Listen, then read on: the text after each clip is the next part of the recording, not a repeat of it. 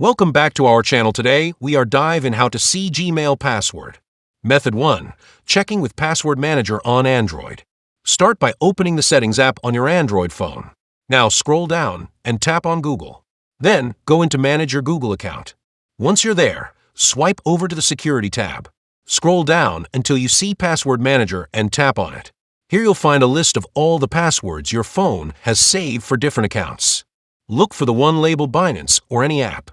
Tap on it. Your phone will ask you to verify it's really you using your fingerprint, PIN, or screen lock. After that, just tap the little eye icon, and your Gmail password will be revealed. Method 2. Using Chrome's built-in password manager. If you're using Google Chrome, open the browser on your phone or computer. Tap the three dots in the top right corner, then choose Settings. Next, tap on Password Manager. It might also be under autofill depending on your version.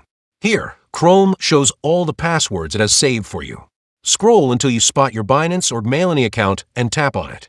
To see the password, tap the eye icon next to the hidden password.